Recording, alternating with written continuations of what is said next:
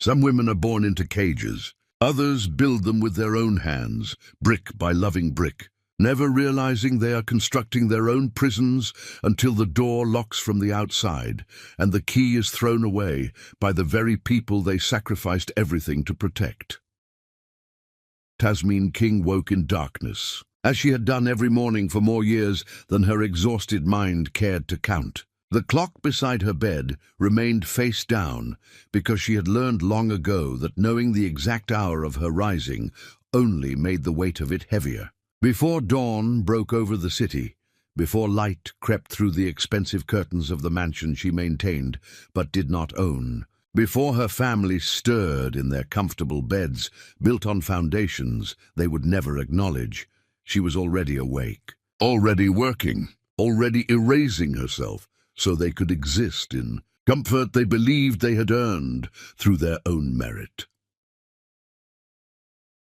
Her feet touched cold marble floors and she moved through the vast emptiness of the King mansion like a ghost haunting her own life. The kitchen became her sanctuary in these silent hours, the only place where her hands created something that would be consumed and her labor would be noticed, even if never appreciated. She prepared breakfast with the precision of someone who understood that even the smallest mistake would be weaponized against her. Fruit cut into perfect segments, because anything less would prompt comments about her declining attention to detail. Coffee brewed to exact specifications, because Brandon King did not tolerate variations in his routine. Egg seasoned precisely because her husband had long ago stopped tasting her love in the food and now only noticed when something failed to meet his exacting standards. The dining table was set before the sun rose. Cloth napkins folded into elegant shapes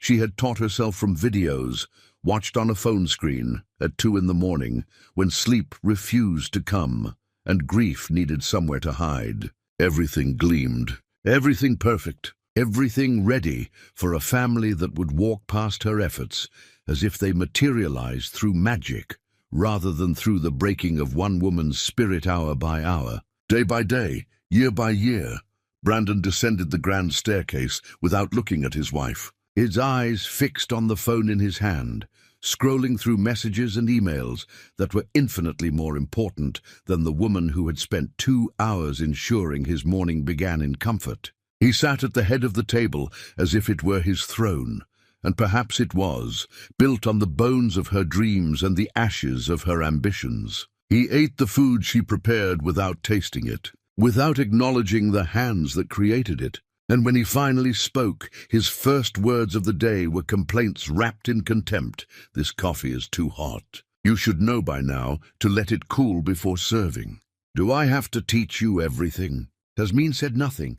She had learned years ago that explanations were viewed as excuses, that defending herself only provided more ammunition for attacks, that silence was the only response that did not escalate into something darker. She simply rose from her chair, took his cup, and replaced it with one that had been cooling for precisely the amount of time his preference demanded. He did not thank her. He never thanked her. Gratitude had died in their marriage so long ago that she could barely remember what it felt like to be appreciated rather than tolerated. Luna appeared next, their daughter, and the sight of her made something ache in Tasmin's chest that had nothing to do with physical pain and everything to do with the particular agony of watching your child become a stranger who looks at you with contempt. The girl scrolled through her phone without glancing up, her young face already arranged into the expression of perpetual disappointment that seemed to be her default setting whenever her mother existed in her presence. "Why did you pack me a lunch like I'm some kind of child? Just give me money to eat out like normal parents do. God, you're so embarrassing." The words landed like small cuts, the kind that do not bleed immediately, but accumulate over time until you look down one day and realize you are covered in wounds that never quite heal. Tasmin wanted to remind her daughter that she had once cried if her mother was even 5 minutes late picking her up from school, that she had refused to sleep without 3 stories and 2 songs. that she had clung to her mother's legs at parties and declared that Mommy was the best person in the whole world. But that little girl was gone, replaced by this young woman who had learned from her father that love was conditional and that mothers existed to be criticized rather than cherished. Harry came last, grabbing food without sitting, without speaking, without acknowledging that his mother had risen before dawn to prepare the meal he was consuming with such casual indifference. He disappeared back upstairs to eat alone in his room, and Tasmin sat at the table she had set for 5, eating scraps while her family scattered to their separate worlds, none of them pausing to wonder who held the center when everyone else pulled away. The morning routine complete, Tasmin began the second shift of her invisible labor. Laundry sorted and started, bathrooms cleaned until they sparkled, beds made with hospital corners because anything less invited criticism. She answered emails for Brandon's company, managing schedules and correspondence that he took credit for, while she remained unnamed and unacknowledged. She organized the twins' school schedules, ensuring nothing was forgotten, no deadline missed, no opportunity lost, knowing that if anything fell through the cracks, it would be her failure rather than their responsibility. Her mind drifted as her hands worked, traveling backward through time to the woman she used to be before she became this shadow, moving through other people's lives. She had been brilliant once, top of her class at Howard University, her mind sharp as broken glass, her future so bright that professors fought over who would mentor her toward inevitable greatness. 3 prestigious firms had competed for her attention, offering 6-figure starting salaries that seemed like impossible wealth to a girl who had grown up watching her mother work 3 jobs to keep food on the table.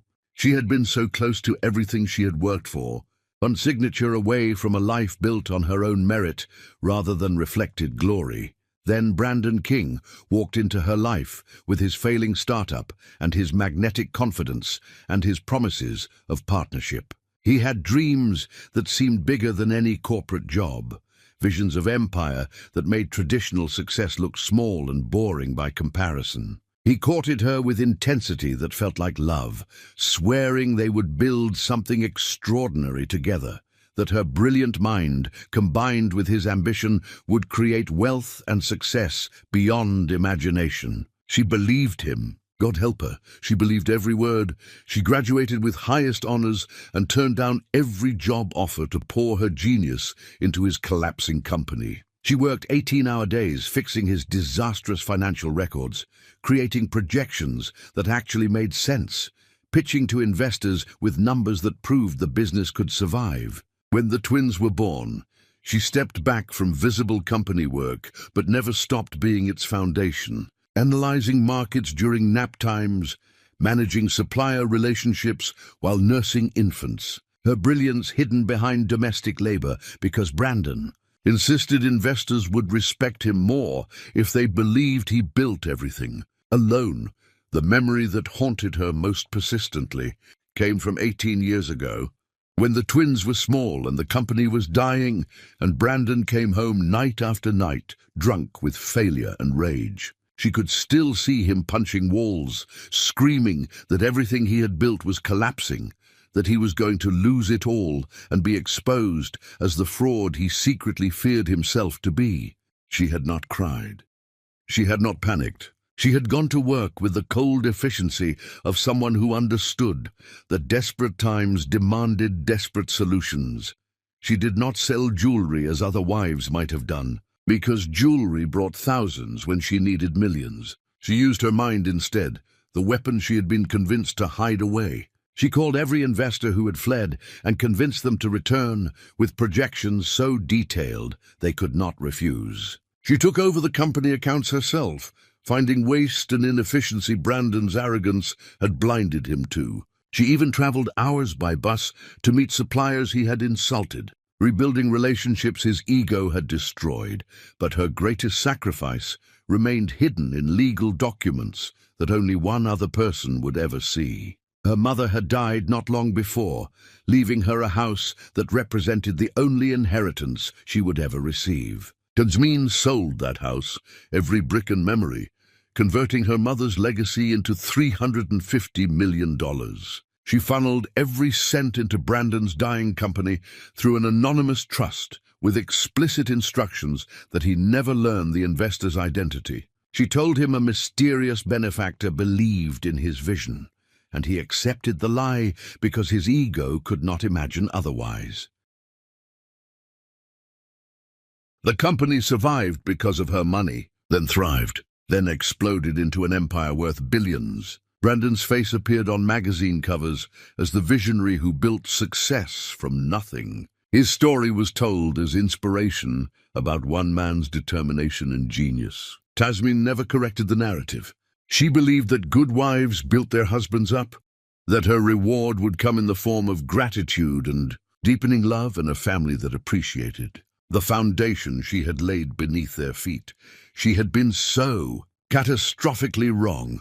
The afternoon bled into evening, and Jasmine stood in the kitchen of the mansion her money had saved, preparing dinner for a family that would barely acknowledge her existence. Her hands moved through familiar motions while her mind circled the same painful truth over and over. She had given them everything, and they had given her nothing in return except the privilege of continuing to serve them.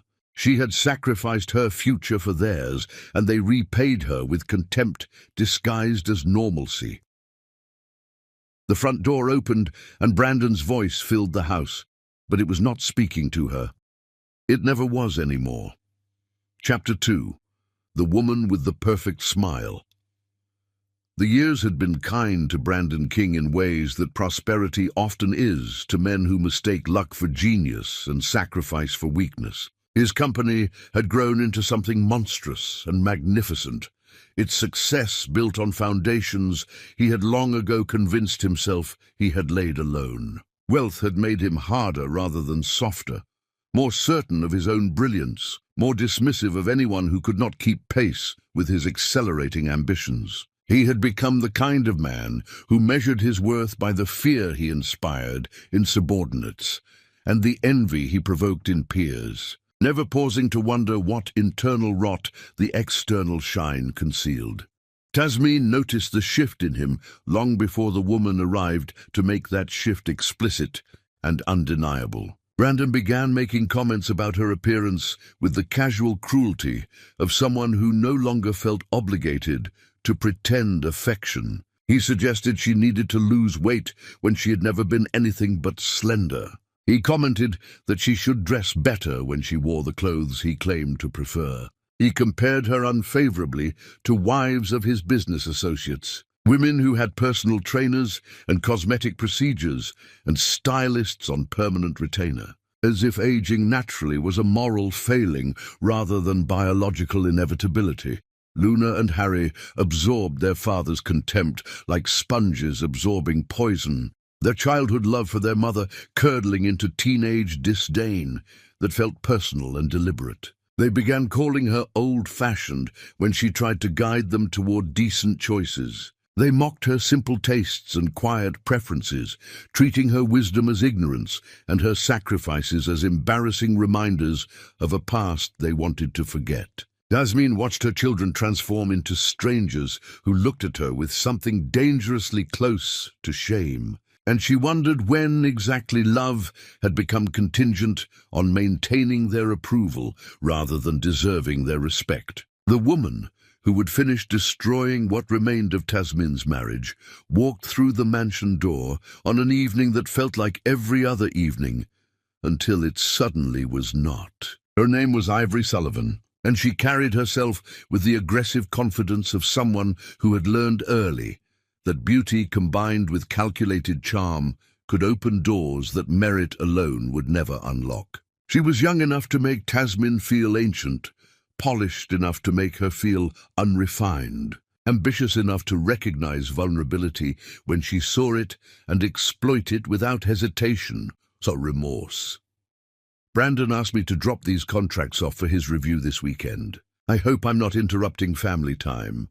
The words were correct, but the tone was wrong, carrying undertones that suggested she knew exactly what she was interrupting and felt no guilt about the intrusion. Ivory's eyes swept across the mansion's interior with the assessing gaze of someone already measuring spaces for future occupation. Her hand rested on Brandon's arm with casual familiarity that spoke of boundaries already crossed and lines already blurred. When she bothered to acknowledge Tasmin at all, it was with a smile that held no warmth, just the cold triumph of someone who had identified her target and begun the campaign to claim territory she had decided belonged to her. Brandon transformed in Ivory's presence in ways that made the contrast with his treatment of Tasmin almost unbearably painful. He laughed at her comments with genuine amusement rather than the grudging tolerance he offered his wife. His posture relaxed and his voice softened, and his entire demeanor shifted into something almost youthful. He looked at Ivory with attention he had not directed at Tasmin in so many years that she had almost forgotten what it felt like to be truly seen by the man she had sacrificed everything to save. The weeks that followed revealed the pattern with depressing predictability. Ivory began appearing at the mansion with increasing frequency, always with professional excuses that grew thinner and less convincing over time. She stayed for dinners that stretched long into evening, dominating conversations with talk of business strategies and market opportunities that deliberately excluded Tasmin from participation. She laughed at Brandon's jokes with enthusiasm that suggested everything he said was brilliance, rather than the recycled observations Tasmin had heard 1,000 times before. She touched him constantly, small gestures that built intimacy through accumulation. Her hand on his arm when making a point, her shoulder brushing his when reviewing documents, her presence invading his personal space with the confidence of someone who knew her advances would be welcomed rather than rejected. Luna and Harry fell under Ivory's spell with the ease of young people who mistake polish for substance and sophistication for character. They saw in her everything their father had taught them to value: glamour and ambition and connection to social circles they desperately wanted to penetrate. Ivory flattered them with practiced skill, bringing Luna expensive cosmetics and designer clothes, teaching her how to present herself for male attention rather than personal satisfaction. She took Harry to exclusive venues and introduced him to children of wealthy families, expanding his network while subtly suggesting his mother's protective instincts were holding him back from experiences he deserved.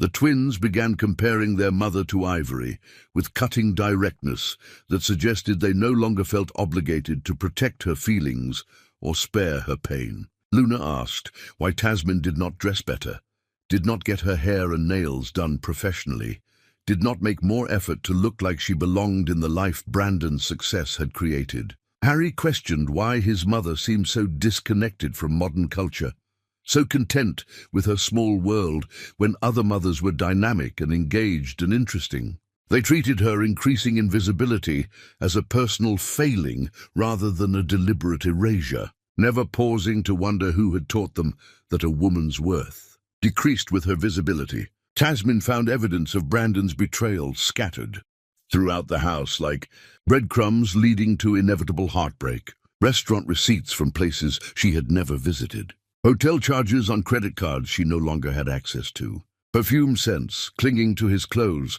that matched nothing in her bathroom. She did not confront him because she already knew the truth, and hearing him lie would only make the betrayal more explicit and harder to survive. She simply continued her routines, waking before dawn and working past midnight, maintaining the illusion of family while watching that family actively replace her with a younger model they believed better represented their current status. The night that crystallized everything came without warning or fanfare, just another evening in an endless series of evenings where Tasmin performed invisible labor for people who had stopped seeing her as human. She brought coffee to Brandon's study late at night, a gesture of care she continued making despite knowing it would not be acknowledged or appreciated. She knocked softly before entering, giving him time to compose himself if needed, then pushed open the door to find the scene that would replay in her nightmares for years to come. Ivory sat perched on the edge of Brandon's massive desk, her body angled toward him in postures that suggested intimacy had already progressed far beyond professional boundaries. Her hand rested on his shoulder with possessive familiarity. His attention focused on her with intensity he had not directed at his wife in decades. They were laughing together, sharing some private joke that created a bubble of connection Tasmin could not penetrate, even if she wanted to try. They barely acknowledged her entrance. Brandon waved his hand dismissively without looking up, his voice carrying the irritated tone of someone whose privacy had been interrupted by insignificant intrusion. "Just leave it on the table. I'm busy with important work." Tasmin set the coffee down with hands that had started trembling without her permission. She turned to leave, desperate to escape, before they saw how completely the moment had shattered something essential inside her. But Ivory's voice stopped her at the door, words delivered with casual cruelty that suggested she knew exactly what damage they would inflict. "You're so lucky to have such dedicated household staff, Brandon. It's so hard to find people willing to work these kinds of hours anymore."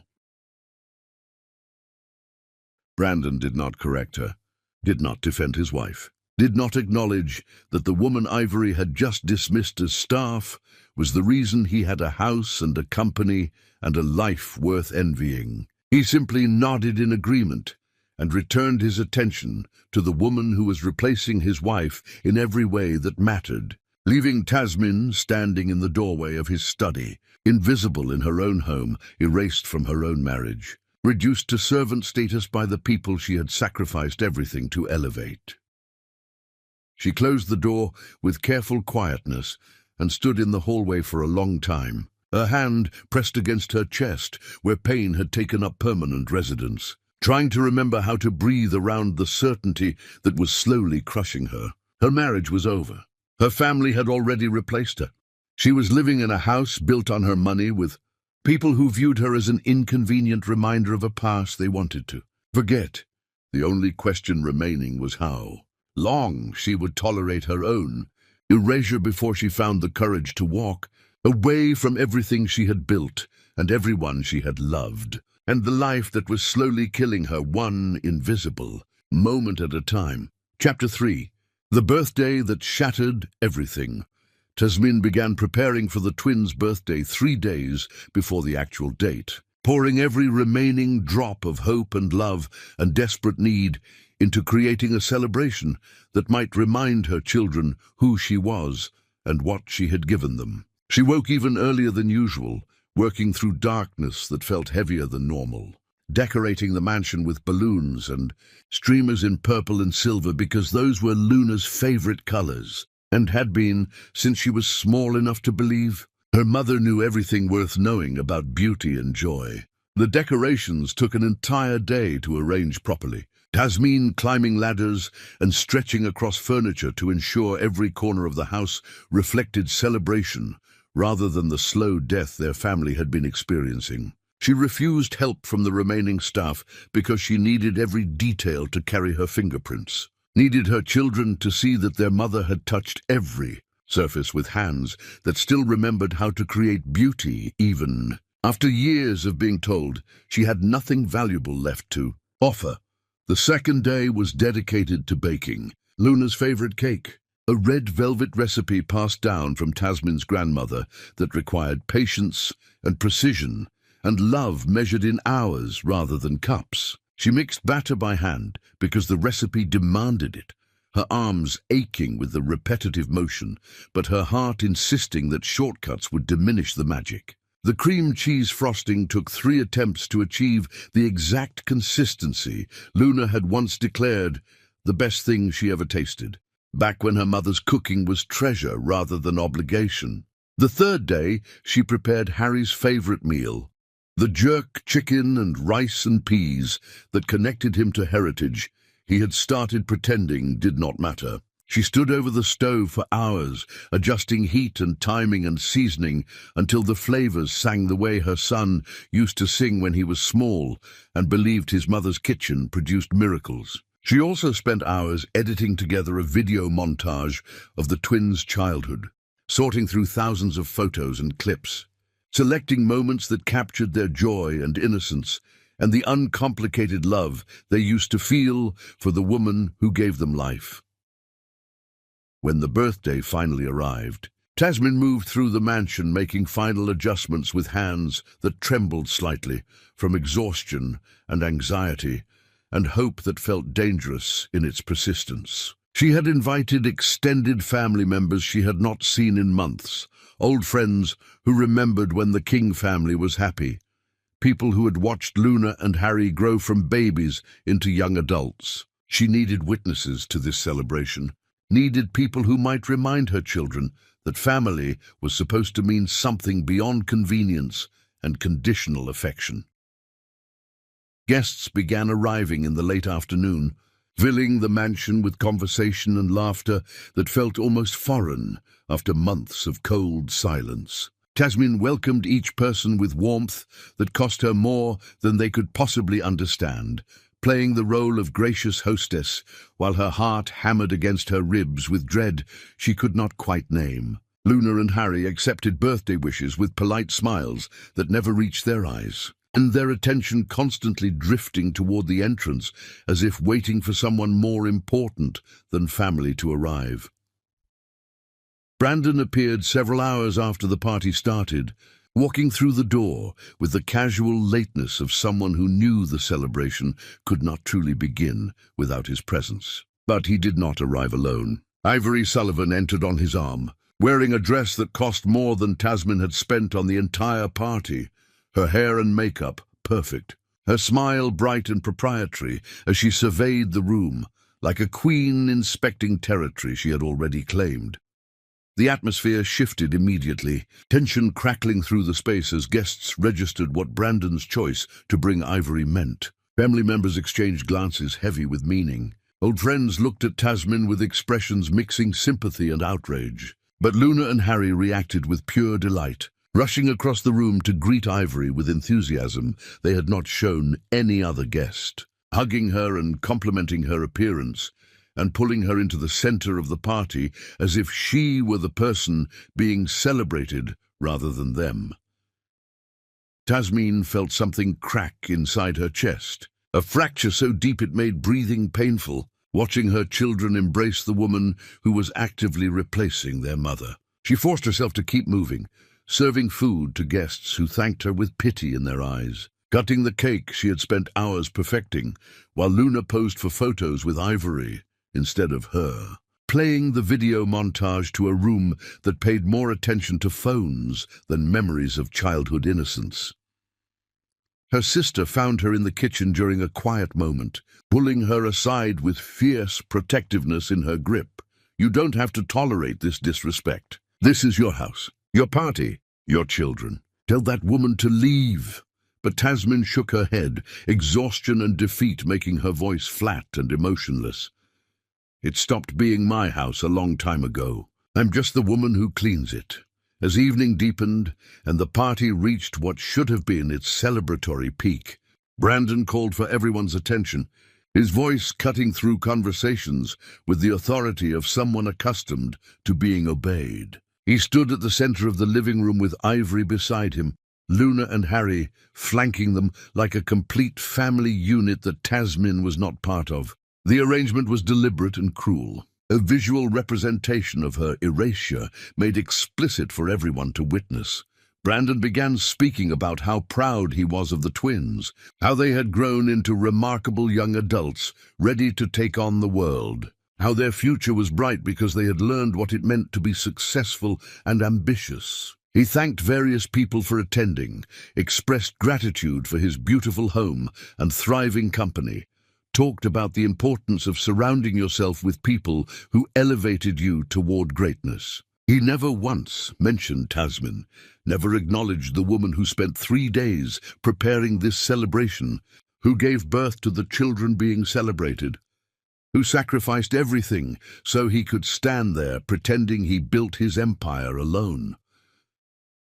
Guests shifted uncomfortably, family members' expressions darkening with barely contained fury. But no one interrupted, because confronting Brandon King in his own house felt like a battle nobody was equipped to fight. Then Brandon's tone shifted, becoming more serious. And Tasmin's heart stopped completely because she knew what was coming, even before the words formed. I have an important announcement to share with family tonight. Something I've been thinking about for quite some time. A decision that represents a new chapter in my life. He took Ivory's hand, raising it high enough for everyone to see, his fingers intertwining with hers in a gesture of intimacy that left no room for misinterpretation. I've realized over the past year that life is too short to settle for less than what you deserve. I've found someone who understands my vision, who shares my ambition, who can stand beside me as an equal partner. I want to pursue a relationship with a woman who appreciates me properly and can match my success. The room erupted in shocked gasps and angry murmurs, family members starting to protest, old friends rising from their seats with outrage written across their faces. But before anyone could truly object, before the collective horror could organize itself into action, Luna stepped forward, her voice clear and cutting through the noise like a blade through flesh. Harry and I have discussed this extensively with Father. We support his decision to find happiness. We think he deserves to be with someone who appreciates him properly.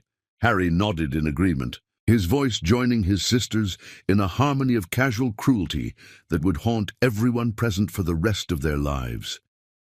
We're adults now. We understand that people grow apart, that marriages run their course. Father has worked too hard to be stuck in a relationship that no longer serves him. Then Luna turned to look directly at her mother, and what she said next would echo in Tasmin's mind forever. Words that could never be unsaid or forgiven. Cruelty so pure it transcended normal human capacity for causing pain. You're too old now, Mother. We want someone younger for our father, someone who can keep up with him and represent our family properly. Father deserves a younger bride, someone who fits the life we have now, not the life we used to have.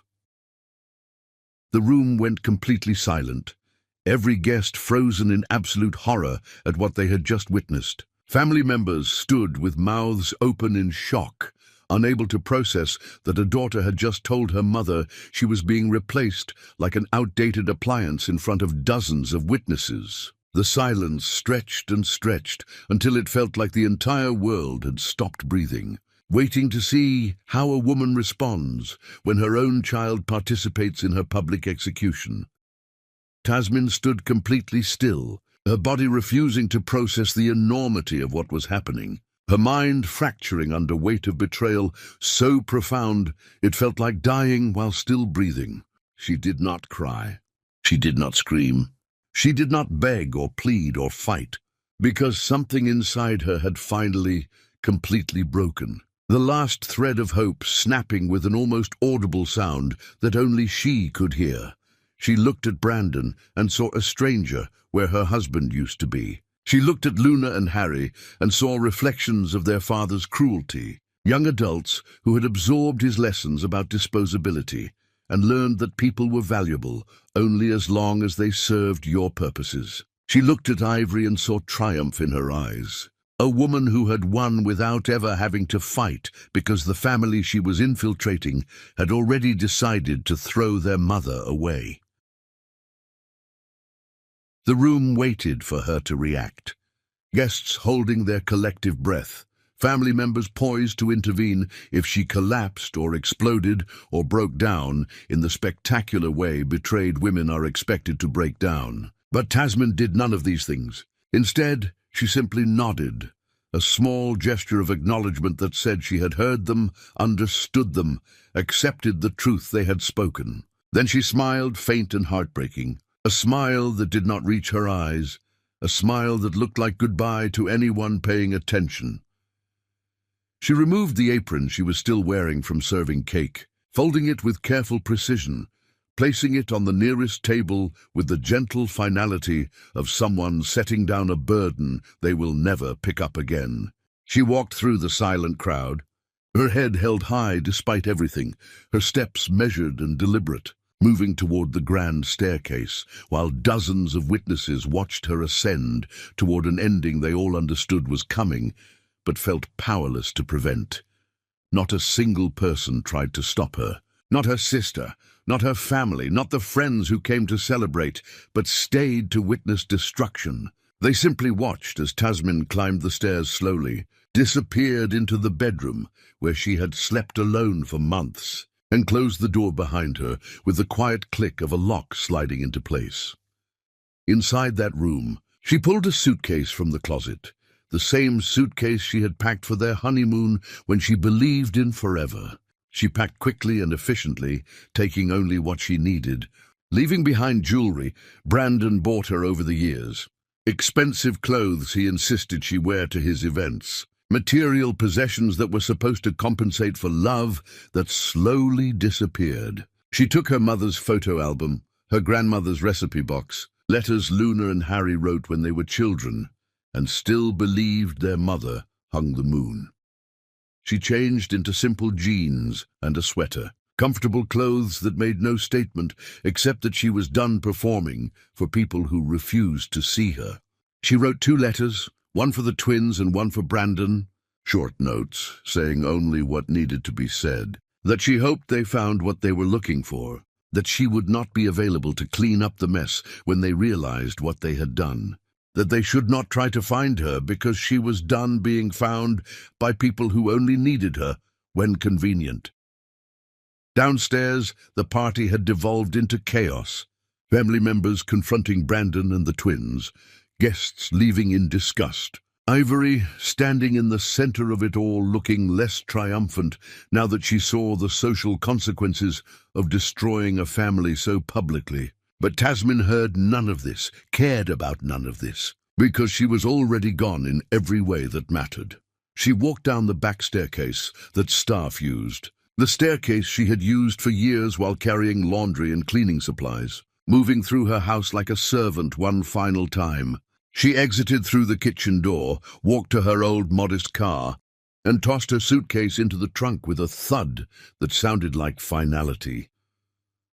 She sat in the driver's seat for a long moment, looking at the mansion that represented her life's work, seeing lights blazing in every window, hearing muffled sounds of angry voices and slamming doors. Then she started the engine, backed out of the driveway slowly and carefully the way she did everything, and drove away from the King mansion, while inside the party continued without her. Music still playing from speakers she set up, cake still sitting on a table she decorated. The celebration of her children's birthday becoming the night their mother finally chose herself over people who would never choose her back. Chapter 4. The kingdom crumbles. Without its queen, days bled into weeks, and weeks collapsed into months. Time moving forward with the indifferent cruelty it always shows to people experiencing catastrophe in slow motion. Inside the King mansion, the new order established itself with the brutal efficiency of hostile takeovers and palace coups. Avery Sullivan moved into the master bedroom before Tasmin's absence had even registered fully, unpacking her expensive clothes into closets still carrying the faint scent of the woman she had replaced, erasing every trace of the previous occupant with the thoroughness of someone who understood that claiming territory required eliminating all evidence of prior ownership. She assumed control of the household with confidence that bordered on arrogance, certain that maintaining a home required nothing more than issuing orders and expecting obedience. Within the first week, she fired the long-time staff who had worked for the King family for years, calling them outdated and inefficient, replacing them with younger people who did not know the family's routines or preferences or needs. She discarded Tasmin's carefully organized systems, her recipes, her schedules, declaring everything obsolete and unnecessary, never pausing to wonder why the house had run like a well-oiled machine under the previous woman's invisible management. The mansion began falling apart almost immediately, chaos creeping into spaces that had previously operated with seamless precision. Meals became disasters because the new cook did not know that Brandon hated onions, or that Luna was allergic to shellfish, or that Harry needed his food seasoned in specific ways. Laundry piled up in forgotten corners because nobody understood the complex rotation Tasmin had maintained. Appointments were missed because the new assistant did not know which commitments were actually important versus which could be rescheduled. The house that had once felt like a showcase of success began resembling an expensive hotel where nobody quite knew how anything worked. But the real transformation came in how Ivory treated Luna and Harry. A shift so dramatic and vicious it left both twins reeling with shock they were completely unprepared to handle. The woman, who had been charming and flattering when positioning herself as their father's replacement, revealed her true nature once her position was secure. She looked at the twins with contempt that made her previous kindness seem like the calculated performance it had always been. "You're going to help with housework from now on. All of it. Cleaning, cooking, laundry, everything your mother used to do that you took for granted." Luna stared at her in disbelief, certain this must be some kind of joke. "We don't do housework. We have staff for that. We're not servants." Ivory's smile was cold and sharp as broken glass, her voice carrying the particular cruelty of someone who had been waiting to unleash punishment they had been planning for quite some time. "You used to be rich. Now you'll learn to work. Your mother spoiled you into uselessness, but I'm going to teach you what real labor feels like. Start with the kitchen. Those dishes won't wash themselves." Harry tried appealing to his father, certain that Brandon would intervene and restore the natural order where children of wealthy families did not perform manual labor. But Brandon barely looked up from his phone, his voice carrying the distracted indifference of someone who had already moved on to more important concerns. "Ivory's right. You've been spoiled long enough. Time you learn some discipline and work ethic. Do what she tells you." The twins found themselves thrust into a world they had never imagined they would have to navigate. Luna, who had never washed a dish in her life, stood at the kitchen sink with hands submerged in soapy water, scrubbing plates and glasses and pots with growing horror at how endless the task seemed. Harry, who had never operated a vacuum cleaner or understood how laundry machines worked, found himself cleaning bathrooms and sorting clothes and performing labor that left his back aching and his hands raw. Ivory watched their struggles with satisfaction that suggested this humiliation was the point rather than any actual need for their labor.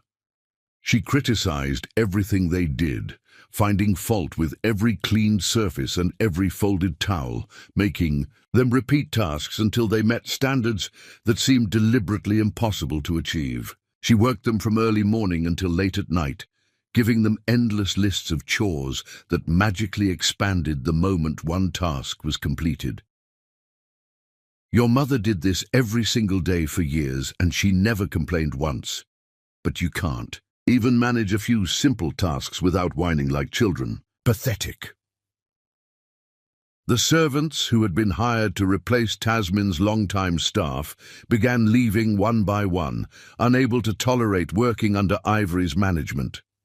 She was cruel to everyone, treating employees like disposable resources, screaming at them for minor mistakes, creating an atmosphere of fear and resentment that made the mansion feel like a prison rather than a home. Within 2 months, all the new staff had quit, leaving only the 4 of them in that massive house, Brandon and Ivory, and 2 broken young adults learning what their mother's invisible labor had actually entailed. Then came the incident that would haunt Luna and Harry with guilt that felt like physical weight pressing down on their chests. Ivory wore an expensive necklace to a charity dinner, a piece of jewelry that cost more than most people earned in a year, diamonds and precious metals arranged in patterns that screamed wealth and status. When she returned home, she claimed the necklace was missing from her jewelry box, and her eyes landed on the twins with accusation that was already hardened into certainty before any investigation occurred. "One of you stole my necklace. I know it was you. You're jealous that I have nice things and you're reduced to servants, so you took something that doesn't belong to you. Thieves. Both of you are thieves." Luna and Harry protested desperately, swearing they had not touched her jewelry, had not even been in her room, would never steal from anyone, regardless of how they were being treated. But Ivory was relentless, her voice rising to a shriek that brought Brandon running from his study. "Your children are criminals! They stole my necklace and now they're lying about it. Are you going to let them get away with this? Are you going to teach them there are no consequences for theft?" Brandon looked at his children with an expression they had never seen before. Fury mixed with disappointment, mixed with something that looked dangerously close to hatred. He did not ask for their side of the story, did not consider that Ivory might be lying, did not remember that these were the same children he had once claimed to love more than anything in the world. He simply advanced on them with violence in his eyes and raised his hand and struck Luna across the face hard enough to leave a mark that would last for days. Harry tried to intervene and received the same treatment, his father's fist connecting with his jaw with force that sent him stumbling backward into furniture. Brandon beat both of them, while Ivory watched with satisfaction that revealed this had been the plan all along, humiliating them and turning their father against them in ways that emotional cruelty alone could not achieve. "You will learn respect. You will learn honesty. You will learn that theft has consequences in this family." The next day, Ivory found her necklace exactly where she had hidden it, tucked away in the back of her own drawer where she had placed it before making her accusations. She offered no apology, made no acknowledgement of the pain she had caused, simply shrugged when Luna pointed out the necklace's miraculous reappearance. "I must have forgotten where I put it. These things happen." Luna and Harry looked at each other with dawning horror, understanding that the woman their father had chosen to replace their mother was not just cruel, but actively malicious, someone who would hurt them for entertainment and face no consequences because Brandon had already chosen sides and they were not on his. They began remembering their mother differently, seeing her invisible labor clearly now that it was absent, understanding what strength it had required to maintain that household while being treated with the casual contempt they had participated in and amplified. But pride and shame prevented them from admitting their mistake out loud, from acknowledging that they had thrown away the best person in their lives to make room for someone who treated them like garbage she was obligated to tolerate. They simply endured, washing dishes and scrubbing floors and learning what their mother had known all along, that labor without acknowledgement breaks something in your soul that is difficult to repair once it fractures. While the household descended into chaos and cruelty, Brandon's empire began showing cracks that would soon become catastrophic fissures.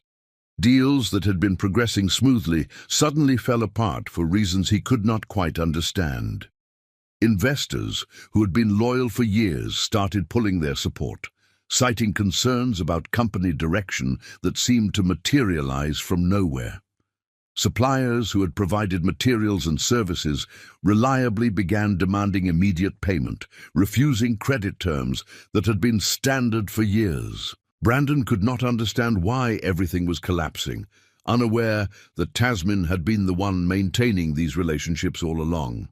She had sent thank-you notes and remembered birthdays and hosted dinners that built trust and loyalty. Through personal connection rather than just contractual obligation, she had managed supplier relationships with grace that smoothed over Brandon's arrogance and maintained goodwill even when he gave none.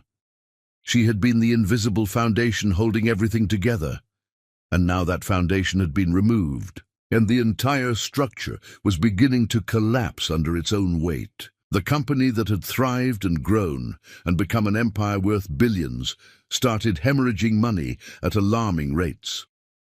Stock prices fell. Credit lines were cut. Major clients moved their business to competitors without explanation. Brandon worked longer hours trying to stem the bleeding, but everything he touched seemed to worsen rather than improve, as if the universe itself had decided his success was no longer permitted now that the woman who had actually created it was gone. Then came the revelation that would shatter what remained of his world into pieces too small to ever reassemble. The anonymous investor trust that had saved his company all those years ago, the mysterious benefactor he believed had recognized his genius and wanted to participate in his inevitable success, suddenly withdrew all remaining support. The investment firm managing the trust sent a formal letter stating that the benefactor had chosen to redirect resources elsewhere and would no longer be providing financial backing of any kind. Brandon tried desperately to contact them, to understand what had changed, to convince them to reconsider. But the firm refused to disclose the investor's identity, citing confidentiality agreements that had been ironclad from the beginning. All they would say was that the benefactor had fulfilled their obligations and now chose to end the relationship permanently and completely. Without that foundational support, the company's debt became impossible to manage. Creditors who had been patient suddenly demanded immediate payment. The empire that Brandon had built on foundations he never acknowledged began crumbling at accelerating speed, and he stood in the center of the destruction with no understanding of how everything had gone so catastrophically wrong so quickly, never pausing to consider that removing the actual architect of his success might have consequences. He was completely unprepared to survive. Chapter 5. The Truth That Destroyed Everything. The old manager walked into Brandon's office on an afternoon that felt like every other afternoon until it suddenly became the moment that divided his life into before and after. Gerald Hayes had worked for the King Company since the beginning, back when it was just Brandon and Tasmin and dreams that seemed impossible. He had watched the company nearly die and then miraculously resurrect. He had witnessed the growth and success and transformation into an empire.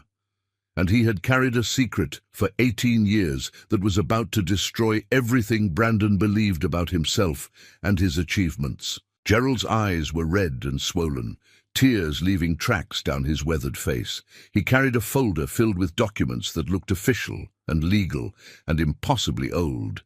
Papers that had been stored away in secure locations, with instructions. They never be revealed unless specific conditions were met. Those conditions had finally been triggered by the dissolution of the anonymous trust, and Gerald found himself obligated to reveal truth he had hoped would remain buried forever. Brandon looked up from the financial disaster spread across his desk, his face haggard from weeks of sleepless nights and failed attempts to save his collapsing empire. He barely registered Gerald's emotional state, too consumed with his own crisis to notice anyone else's pain. Whatever it is, it better be important. I don't have time for drama right now. Gerald's voice shook when he finally forced words past the grief clogging his throat. 18 years ago, when your company was collapsing, when every investor had pulled out and suppliers were demanding payment you couldn't provide, when bankruptcy seemed inevitable, and you came to work drunk every day, convinced everything was over, someone saved you. Someone invested $350 million through an anonymous trust with explicit instructions you never learn who they were. Brandon's attention snapped to Gerald with laser focus, his mind racing through implications he had never considered before. I know about the investor. That's what saved the company. But what does that have to do with our current situation? Gerald opened the folder with trembling hands, pulling out documents that looked impossibly official, legally binding agreements, and financial transfers that told a story Brandon had been blind to for nearly 2 decades. I processed all the paperwork. I signed non-disclosure agreements that would have cost me everything if I violated them. I watched the money come in, and I knew exactly where it came from, but I was legally forbidden from telling you. The investor made it explicitly clear that you were never to know their identity under any circumstances. Brandon's impatience sharpened into something closer to anger, his voice rising with frustration, born from weeks of watching everything collapse. Then why are you telling me now? Why violate those agreements after all these years? Because the trust has been dissolved. The confidentiality agreements included a clause that if the investor ever chose to end the relationship and withdraw all support, I was then obligated to reveal the truth. Those were the terms: silence while the support continued, revelation if it ever stopped. Gerald pushed the documents across the desk, his tears falling onto paper that recorded transactions from 18 years ago, property sales and trust formations and investment transfers that painted a picture Brandon was not prepared to see. The mysterious benefactor who saved your company, who invested $350 million when nobody else would, who believed in your vision when every rational person said you were finished. It was never a mysterious benefactor at all. It was your wife. The words hung in the air like smoke from an explosion, their meaning taking several long seconds to penetrate Brandon's consciousness. When understanding finally arrived, it felt like being struck by something physical and violent, his entire reality reorganizing itself around this new information that made his past look completely different than he had believed. That's impossible. Tasmin never had that kind of money. She came from nothing. Her family was poor. There's no way she could have invested hundreds of millions. Gerald's voice was gentle but relentless, each word landing like a hammer blow against Brandon's crumbling certainty. Her mother died 2 years before the crisis, left her a house in a good neighborhood. Tasmin sold that house, her only inheritance, everything she would ever receive from her family. She converted it all into cash and invested every single cent into your failing company through an anonymous trust. She told you it was a mysterious investor because she knew you would never accept help from your wife, that your pride would reject money that made you look weak or dependent.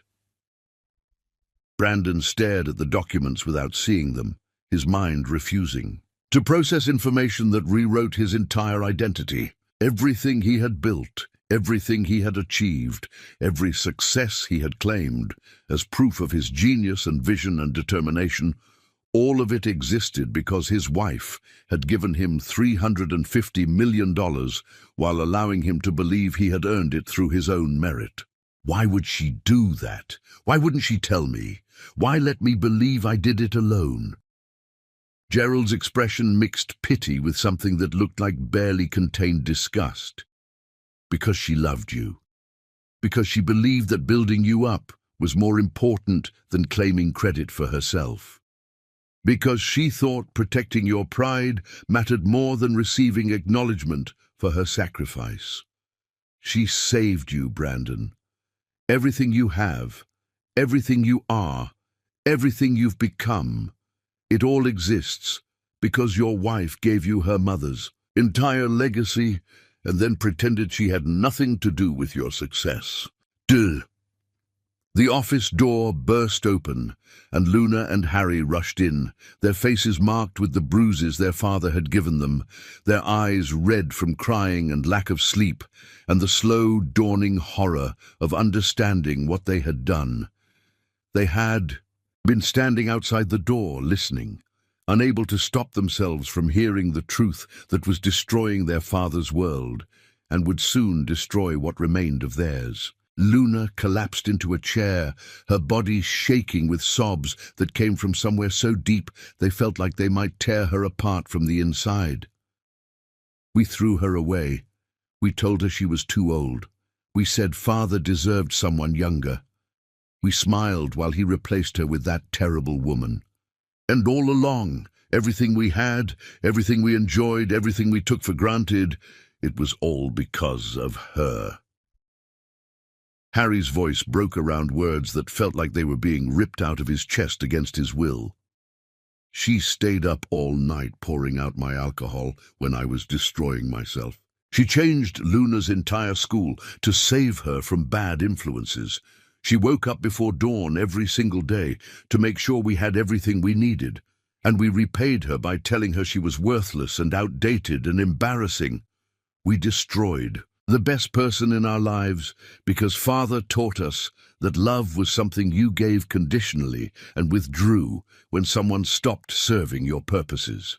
Brandon tried to speak, to defend himself, to explain that he had not known, but Gerald was not finished delivering truth that had been suppressed for far too long.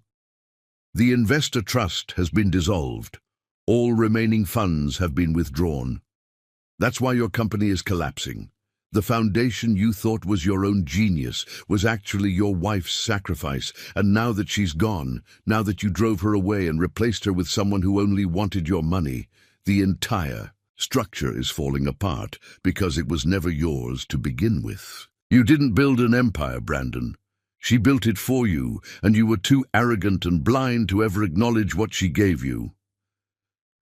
The three of them sat in that office surrounded by evidence of their betrayal, documents spread across the desk that proved everything they believed about themselves was a lie. Brandon King had not built his success through vision and determination. Luna and Harry had not grown up privileged because their father was brilliant. They had all been living in a house built by a woman they had thrown away, consuming comfort and security and success that came from her sacrifice while treating her like she was worthless and disposable. The company continued its death spiral over the following weeks, creditors seizing assets and investors fleeing and employees abandoning ship before it sank completely. The mansion went into foreclosure, the bank claiming property that was no longer affordable. Possessions were sold at auction to pay debts that kept growing.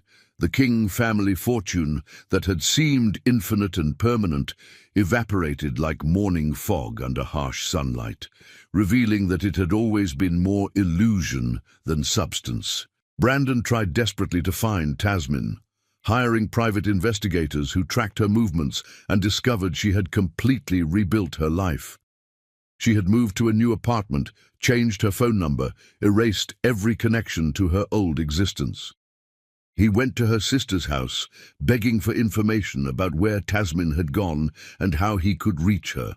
The door slammed in his face before he finished his first sentence, her sister's fury so pure and justified that he stumbled backward from the force of it. He realized with growing horror that he had lost not just his wife, but his savior, the foundation of everything he had become, the genius who had actually created his success, while he took all the credit and gave her nothing but contempt in return. And there was no way to undo the destruction he had caused, no apology big enough to compensate for the betrayal he had committed, no path back to the woman who had loved him enough to give him everything and ask for nothing in return except basic human decency that he had been too cruel to provide. Chapter 6. The Phoenix Rises from Ashes. Tasmin drove through darkness with no destination, just away from the mansion that had become her prison and the family that had become her executioners. She stopped at a modest hotel near the airport, checking in with cash she had quietly saved over years, emergency funds she hoped never to use, but was wise enough to prepare. The room was small and impersonal, generic furniture and bland paintings, nothing like the mansion she left behind. But when she closed the door and stood in the silence, she felt something she had not experienced in so many years she had almost forgotten the sensation existed. Peace. Not the absence of noise, but the presence of safety. The knowledge that in this small, anonymous space, nobody would criticize her, or diminish her, or treat her like furniture whose only purpose was function without acknowledgement. She spent the first week simply breathing, allowing her body to remember what rest felt like when you were not constantly preparing for the next crisis or criticism. She ordered room service and ate meals without having to serve anyone else first. She took long showers without worrying about using too much hot water or taking too long when others might need the bathroom. She watched television programs she actually wanted to watch, rather than whatever Brandon and the twins had claimed was more important. These small freedoms felt revolutionary after decades of making herself smaller to accommodate other people's comfort. The grief came in waves that knocked her sideways when she least expected them. She would be brushing her teeth and suddenly remember Luna as a toddler, the way she used to sing made-up songs while Tasmin braided her hair. She would be making coffee and recall Harry at 7 years old, how he used to wake her up on Saturday mornings, demanding pancakes in shapes of animals. These memories hurt worse than the recent cruelty because they proved that love had once been real and uncomplicated before it curdled into something unrecognizable. She cried more during that first week than she had in the previous 20 years combined. Tears she had been holding back finally finding release now that nobody was watching to judge her weakness. But grief, when allowed to run its course without resistance, eventually transforms into something else. The crying jags became shorter and less frequent. The memories stopped ambushing her quite so violently. And underneath the pain, Tasmin discovered something she thought had been killed off through years of systematic diminishment. Anger.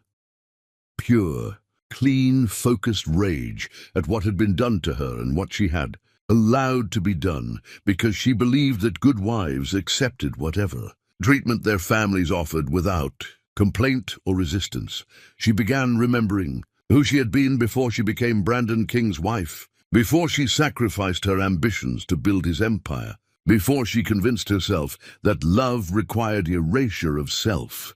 She had been brilliant once, top of her finance program at Howard University, the kind of student professors fought to mentor, with 3 prestigious firms competing for her attention with 6-figure offers. That genius had not disappeared just because she had been taught to hide it away. It had simply been sleeping, waiting for permission to wake up and reclaim space it should never have surrendered.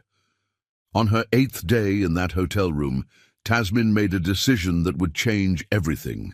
She opened her laptop and searched for Sterling Ashford, the man who had loved her before Brandon, the one who proposed on graduation day, with a ring bought using money from 3 jobs, and eyes full of devotion that had seemed sweet but insufficient compared to Brandon's intense passion. She had rejected Sterling gently but firmly, telling him her heart belonged to someone else. Watching his face crumple with pain, he tried unsuccessfully to hide. He had held her hand one last time and said words she had dismissed as romantic exaggeration from a boy who would surely move on and forget her.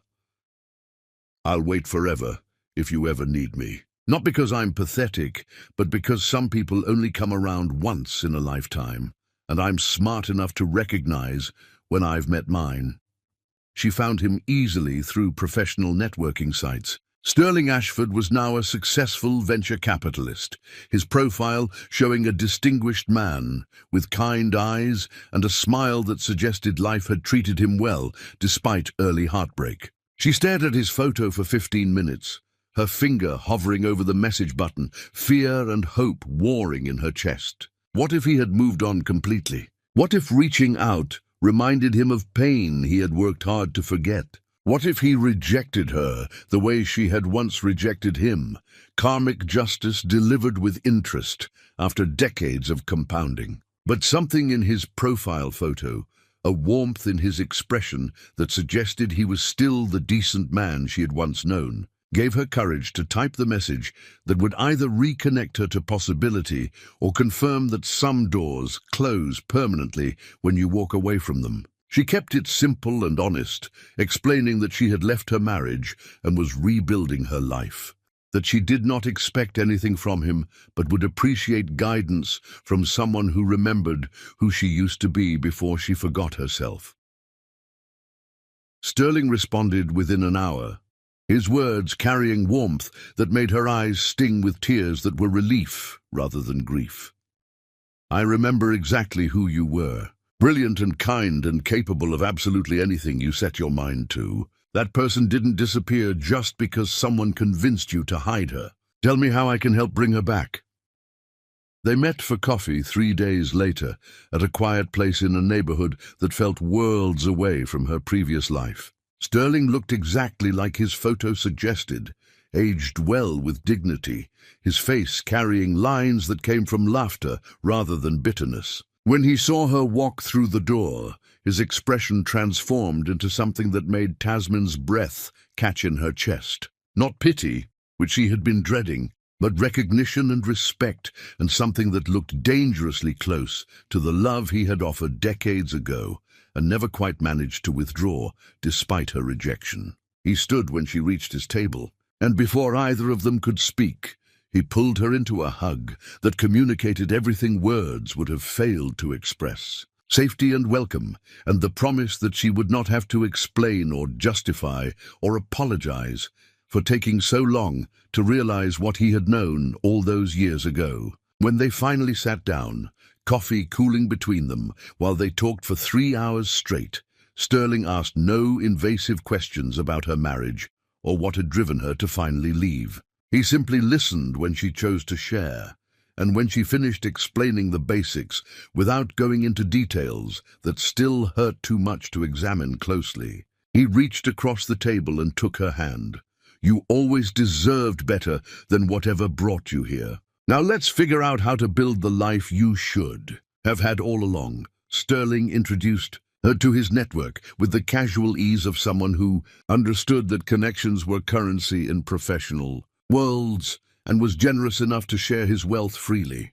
He arranged meetings with people who ran investment firms and consulting agencies, friends who owed him favors and were willing to take a chance on a woman with a gap in her employment history if Sterling vouched for her potential. He helped her update her credentials and polish her resume, and remember that she had expertise that was valuable, independent of any relationship to Brandon King. Within 2 weeks, Tasmin had 3 serious job offers from firms that saw past her missing years to the brilliance she had never lost. She accepted a position as financial consultant at a prestigious firm that specialized in saving failing companies. The irony not lost on her that she would now be paid substantial money to do professionally what she had done for free in her marriage. Her new colleagues were initially skeptical of the middle-aged woman with the mysterious gap, but skepticism evaporated the first time she presented analysis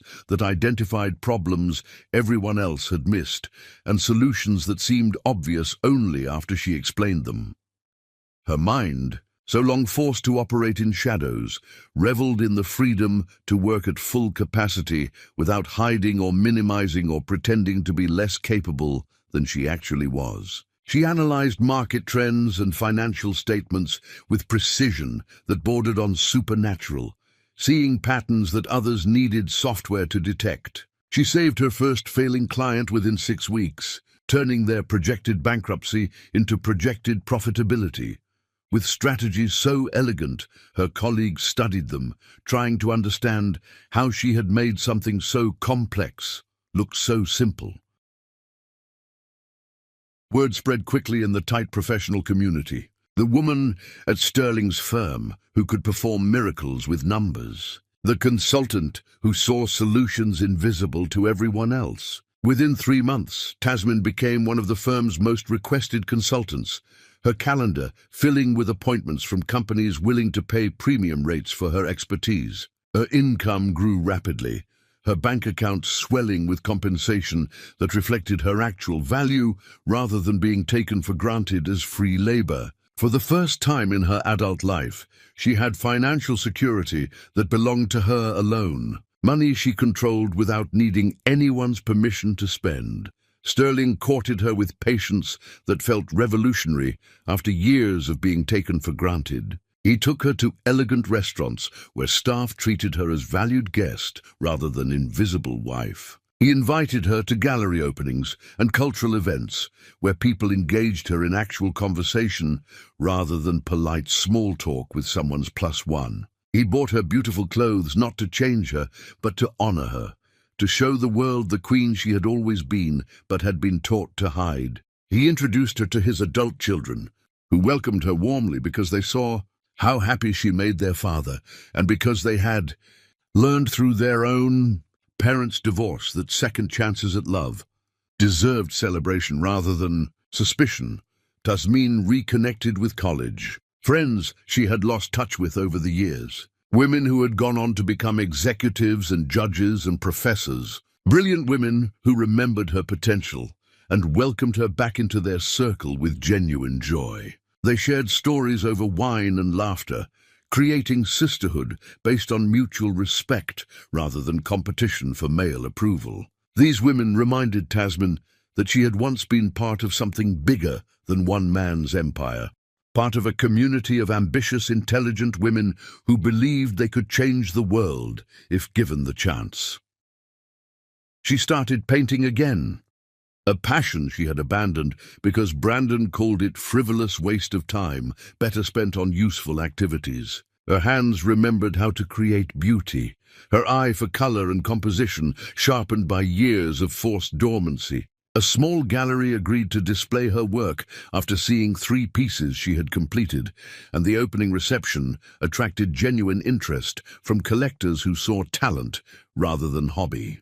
She sold every painting that first night.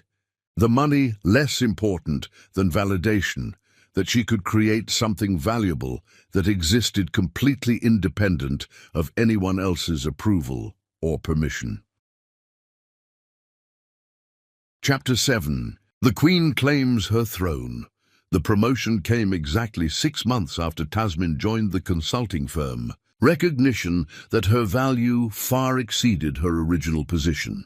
They made her senior partner with equity stake and decision-making authority, and her name on the letterhead. She accepted with grace that concealed how revolutionary it felt to have her contributions acknowledged rather than consumed invisibly, to be valued as essential rather than replaceable, to finally receive credit for genius she had been convinced to hide for decades. Her professional success attracted attention from business publications interested in stories about women who rebuilt themselves after personal catastrophe. She gave several carefully crafted interviews where she spoke about leaving a marriage that no longer served her, about rediscovering professional passion after years away from her field, about the importance of women maintaining their own identities separate from relationships that can end without warning. She never mentioned Brandon by name, never revealed the specific details of her betrayal,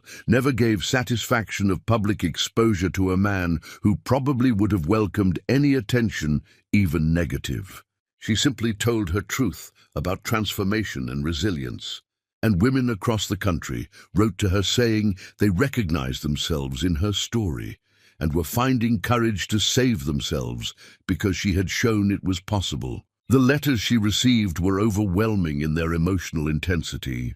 Women trapped in marriages where they had been diminished wrote thanking her for proving that starting over was possible even when you thought you had waited too long. Women who had abandoned their own careers wrote asking for advice about re-entering professional worlds after decades away. Women who were just beginning to realize they deserved better wrote seeking permission to choose themselves over partners who had convinced them that self-sacrifice was love rather than slow suicide. Tasman read every letter and responded to as many as she possibly could, creating an informal network of women, supporting women through the terrifying process of reclaiming lives they had given away piece by piece until almost nothing remained.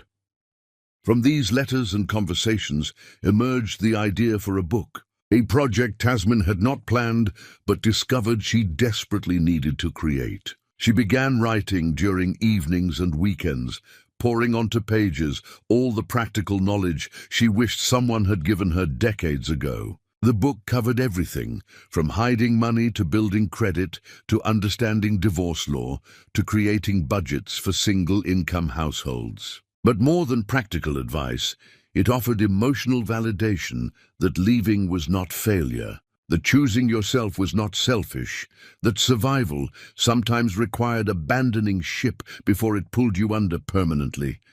The manuscript practically wrote itself once she allowed the words to flow. 2 decades of suppressed knowledge and hard-earned wisdom, finding expression in chapters that combined financial strategy with emotional support. She wrote about the importance of having escape funds, about maintaining credit in your own name, about keeping copies of important documents where controlling partners could not destroy them. She wrote about recognizing patterns of emotional abuse, but understanding that love should not require constant self-sacrifice. About trusting your instincts when they tell you something is fundamentally wrong, even if you cannot articulate exactly what. The manuscript found a publisher almost immediately, a press specializing in books by women for women that recognize the massive market hungry for exactly this kind of honest, practical guidance. The book, released quietly with minimal marketing budget, but gained momentum through word of mouth and social media recommendations as women shared it with friends and sisters and daughters who needed permission to save themselves. Within 6 months, it had sold enough copies to hit multiple bestseller lists, the royalties adding substantially to income that had already transformed Tasmin's financial situation from comfortable to genuinely secure. She used that growing wealth to start a foundation, providing microloans and business training to women entrepreneurs, particularly those leaving abusive relationships who needed capital to rebuild. She created programs that recognized traditional lending institutions often failed women, whose credit had been destroyed by partners who used money as control mechanism. Her foundation became known for taking chances on women others had written off, for believing in potential that conventional wisdom said was too risky to support. The first year she funded 30 businesses, watching with pride as women who had been told they were worthless discovered they could create successful enterprises. When given proper resources and support, Sterling proposed on an evening that felt ordinary until suddenly it transformed into something extraordinary. They were walking through a park near her townhouse after dinner at their favorite restaurant, discussing plans for expanding her foundation's reach, when he stopped beneath a tree whose branches created cathedral ceiling of leaves illuminated by streetlights. He took both her hands in his, looking at her with love that had waited patiently for decades without demanding anything in return, and spoke words that made her cry for the first time in months.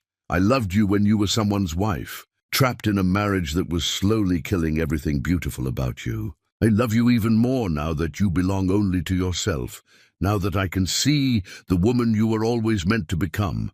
I'm not asking you to give up your independence or change anything about the life you've built with such courage and determination. I'm just asking for the honor of being the man who stands beside you, who supports your dreams without trying to control them, who never makes you smaller so he can feel bigger. Give me the privilege of being the partner you deserved all along, but were never given until now." Tears filled Tasmin's eyes, but they were not tears of pain or grief or the complicated sorrow that had defined so much of her adult life. These were tears of peace, of recognition, of understanding that love was supposed to feel like safety rather than sacrifice. She said yes, not because she needed him to complete her, but because she wanted him to complement her. Not because she could not survive alone, but because surviving together would be infinitely sweeter than anything she could build in isolation. They married in a small, intimate ceremony, attended by people who genuinely cared about them. Sterling's children and her college friends and colleagues who had watched her transformation with admiration that bordered on awe. Her life became something she had never imagined possible during those dark years in the King Mansion. She traveled frequently for speaking engagements at conferences and universities. She expanded her foundation's reach, helping more women every year escape circumstances that had once trapped them. She painted whenever inspiration struck, her gallery shows attracting serious collectors. She published a second book about financial strategies for women entrepreneurs.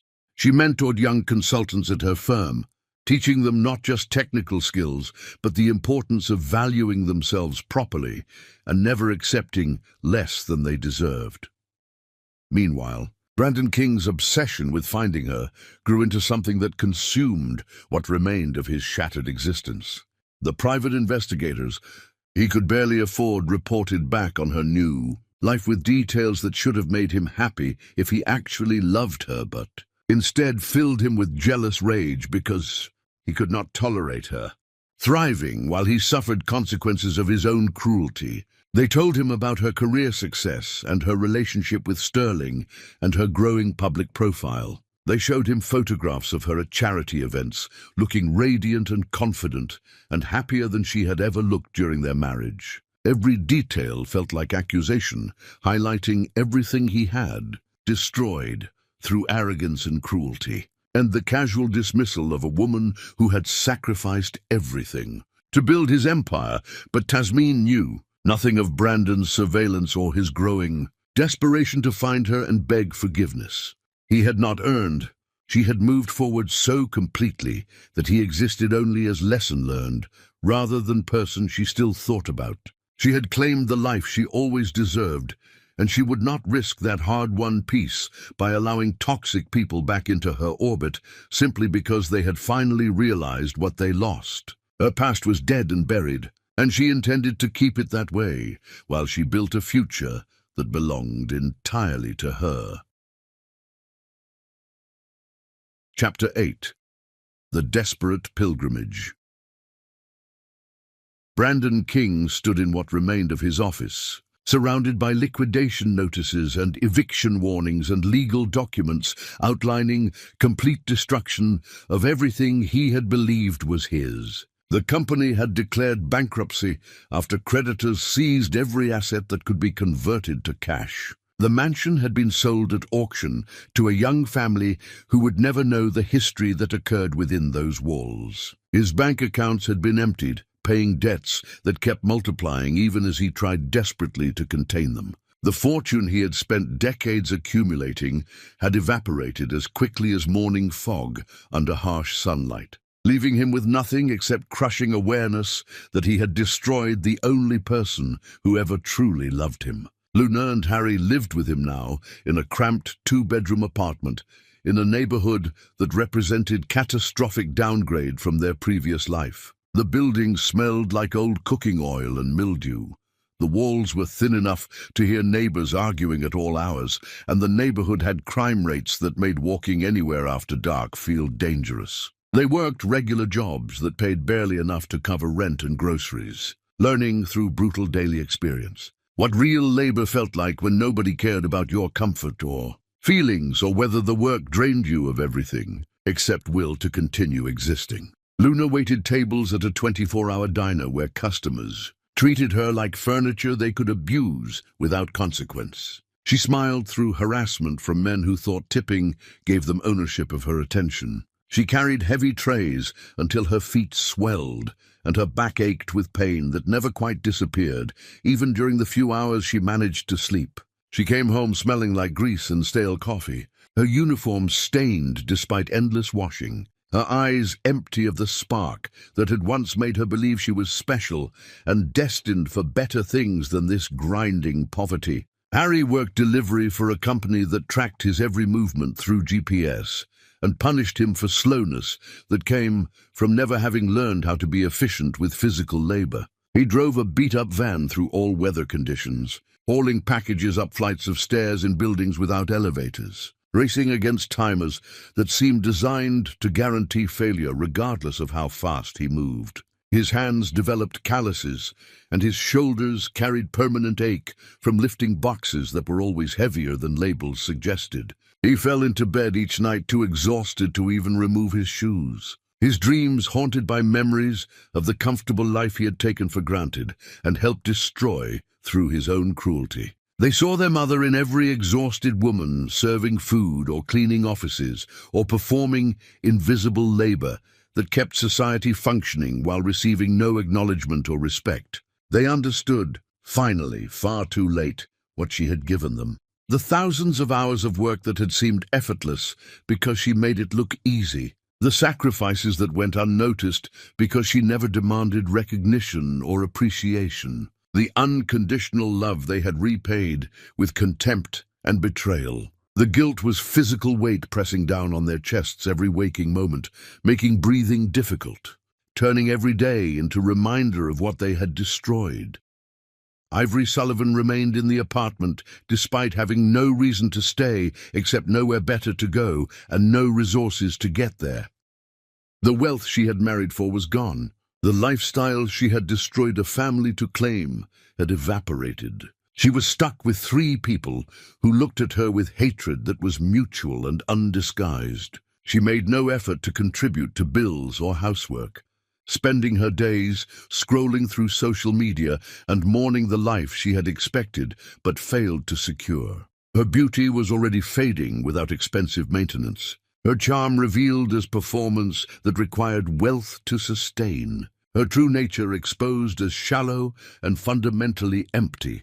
Brandon became obsessed with finding Tasmin, convinced that if he could just apologize and explain and beg for forgiveness, she might save him one final time, the way she had saved him so many times before. He hired private investigators he could barely afford, paying them with money that should have gone to rent or food, prioritizing his desperate need for redemption over his children's basic survival. The investigators tracked her movements and reported back with details that made his failure more explicit and painful with each update. They told him she was now senior partner at a prestigious consulting firm, that she had published a best-selling book, that she had started a foundation helping women rebuild their lives, that she was in a serious relationship with a man who treated her like she mattered. They showed him photographs of her at charity events wearing elegant gowns, surrounded by people who looked at her with genuine respect and admiration. In every photo, she looked radiant, confident, happier than she had ever looked during their marriage. The evidence of her transformation was knife-twisting in wounds he had inflicted on himself through his own arrogance and cruelty. The investigators discovered she would be honored at a major charity gala in 3 weeks, receiving recognition for consulting work that had saved a children's hospital from closing. The event would be attended by the city's elite, philanthropists and business leaders, and society figures who moved in circles Brandon had once inhabited but was now permanently excluded from. Brandon decided immediately that he would attend, that he would find a way to talk to her and make her understand how sorry he was and how desperately he needed her forgiveness. He did not consider that she might not want his apology, did not pause to wonder whether forgiveness was something owed to people who hurt you or something freely given only when healing made it possible, did not understand that she had spent months deliberately building a life that excluded him from every aspect of her existence. He simply assumed that his suffering entitled him to her attention, that his newfound understanding of what he had lost gave him right to demand audience with the woman he had spent years systematically destroying.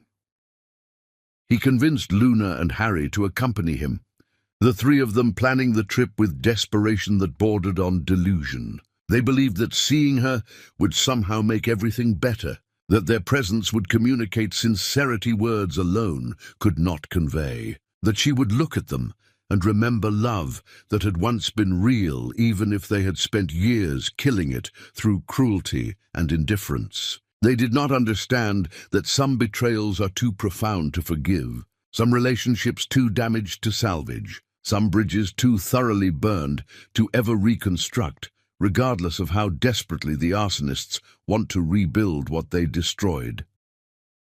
The night of the gala arrived, and Brandon drove his old car to the venue, Luna and Harry silent in the back seat, all 3 of them wearing the best clothes they still owned, which looked shabby and outdated compared to what they used to take for granted. They had no tickets or invitations, no legitimate reason to attend an exclusive event for wealthy philanthropists and society elite. When they arrived, the contrast between their modest vehicle and the limousines pulling up to the entrance made their fall from grace impossible to ignore. Security stopped them immediately, professional but firm in refusing entry to people who clearly did not belong in this gilded world. Brandon tried explaining that he needed to see his wife, that it was an emergency, that his entire life depended on this conversation. The guards listened with expressions mixing pity and contempt, recognizing him from news reports about his company's spectacular collapse and seeing in his desperation the entitlement. of men who believed the world owed them access to spaces and people they no longer had any right to claim. Brandon offered bribes that were refused, amounts that would have been substantial before his bankruptcy, but were insulting now given the wealth surrounding this event. He argued and pleaded, his voice rising to levels that attracted attention from guests arriving in designer clothes and jewelry worth more than he would earn in years. Luna and Harry stood behind their father, watching wealthy people look at them with disgust that made them feel smaller and more pathetic with each passing moment. Understanding they had become the kind of people who begged for scraps from lives they once took for granted. Finally, in desperation, Brandon pressed cash into the hand of a young staff member along with hastily written note. The note said he knew what she had done, that he understood now about the $350 million, that he needed to thank her and apologize and make things right. The staff member took the money and note and disappeared into the gala, leaving Brandon and his children waiting outside like beggars at a feast, watching endless stream of wealthy guests flow past them into a world they used to inhabit but had been permanently expelled from through their own choices.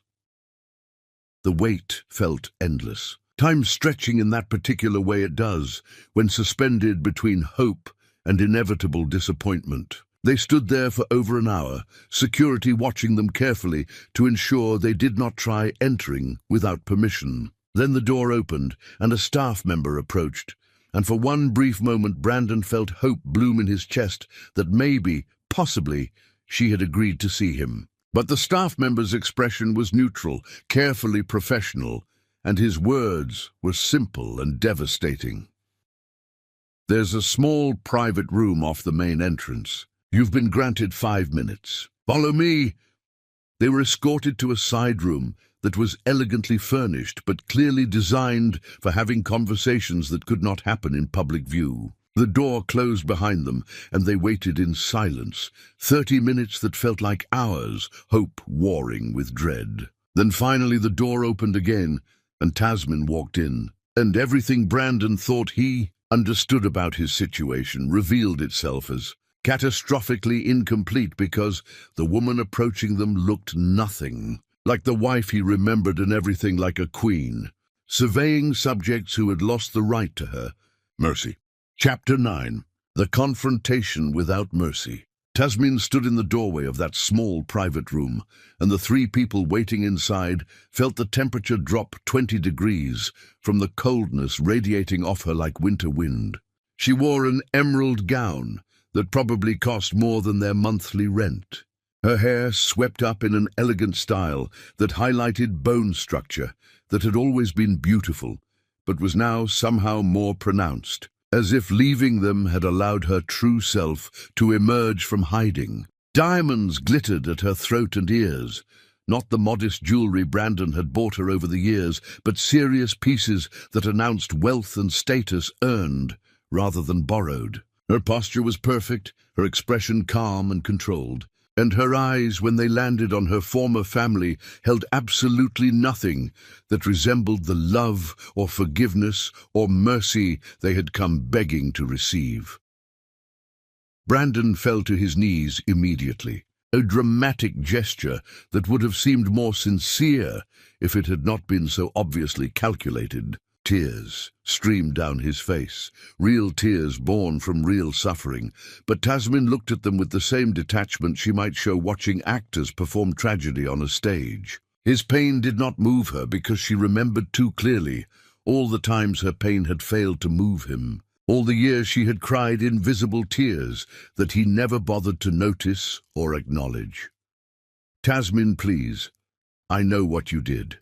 Gerald told me everything. The $350 million, your mother's house, the anonymous trust. I know that everything I built, everything I achieved, everything I became, it was all because of you. I was blind and arrogant and cruel, and I threw away the best thing that ever happened to me.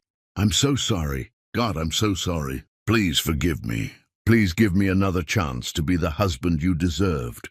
I'll do anything, change everything, become whoever you need me to be." His words tumbled out in desperate rush, Apologies and promises and declarations that might have meant something if they had come decades earlier. If they had arrived before he systematically destroyed her through years of casual cruelty and deliberate erasure. But timing matters, and these words were coming far too late, offered only because consequences had finally arrived, rather than because he had experienced genuine moral awakening about how badly he had treated the woman who saved him. Luna and Harry were crying too, sobs that shook their thin bodies. Guilt and regret pouring out in waves that would have broken their mother's heart if her heart had not already been broken so many times by these same people that it had finally scarred over into something harder and less permeable. Luna's voice cracked around words that cost her everything to speak. "Mama, we were so wrong. We were cruel and selfish, and we took everything you did for granted. Avery made us her servants after you left, forced us to clean and cook and scrub floors, and we finally understood what real work means. We realized you woke up before dawn every day to make sure we had everything we needed. You protected us and guided us and loved us unconditionally, and we repaid you by telling you you were too old, by saying Father deserved someone younger. We threw you away on your own children's birthday. There's no apology big enough for what we did, but please, please, let us try to make it right. Please be our mother again. We need you." Harry's voice joined his sister's, both of them speaking over each other in their desperation to be heard, to communicate sincerity, to somehow bridge the impossible distance their cruelty had created. "We were horrible to you. We learned it from Father, absorbed his contempt and made it our own. But that's not an excuse. We chose to be cruel. We chose to mock you and dismiss you and treat you like you were worthless. Now we're working minimum wage jobs and living in a terrible apartment, and we finally see what you gave us, what you sacrificed, how much strength it took to do what you did every single day without ever asking for anything in return. Please forgive us. Please give us another chance to be the children you deserved." Tasmin listened to all of this without speaking, her face calm and unreadable, her hands folded in front of her with the composure of someone who had spent months preparing for exactly this confrontation. She let them finish, let them exhaust themselves with apologies and promises and desperate pleas for mercy they had never shown her.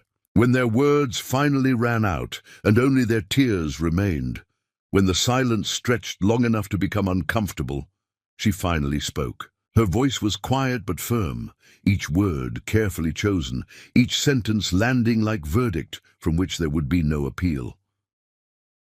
"I spent 20 years making myself smaller so you could feel bigger, sacrificing my dreams so you could chase yours, erasing my ambitions so you could build empires on foundations I laid but never claimed credit for. I accepted crumbs of affection while giving you feast after feast of unconditional love. I woke before dawn and worked past midnight.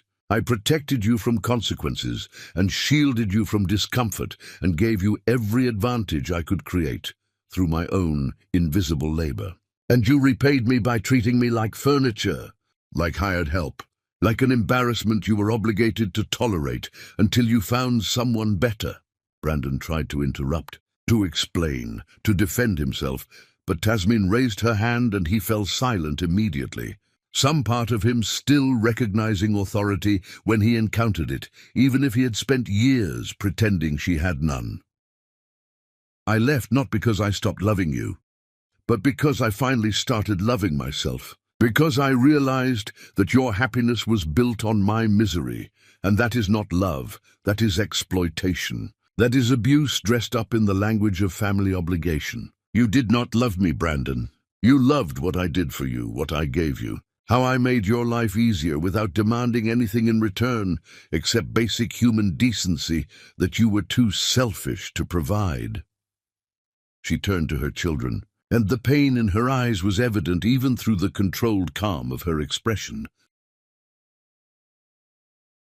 "You chose to follow your father's cruelty instead of my kindness. You had examples of both, and you deliberately selected contempt over compassion. That makes you responsible for your own choices, regardless of who influenced you. Children do not owe their parents blind loyalty, but parents owe their children better examples than the ones your father provided. I tried to give you that. I tried to show you that love means sacrifice, and that family means loyalty, and that people deserve respect, regardless of how much money they have or how fashionably they dress. You rejected those lessons because they were inconvenient, because being kind required more effort than being cruel. She paused, letting her words sink in, watching them absorb truth they had been running from for months. The money I invested was not a loan to be repaid. It was a gift given by a woman who believed in forever. When you broke that forever, when you replaced me with someone younger and called me too old in front of everyone I had invited to celebrate the children I gave birth to, you forfeited any claim to my labor, my genius, my sacrifice. You do not get to consume my best years and then come begging for more when consequences finally arrive. You do not get to treat me like garbage and then demand I forgive you because you have finally discovered what everyone else already knew. That I was the best thing that ever happened to you, and you were too blind to recognize it until I was gone.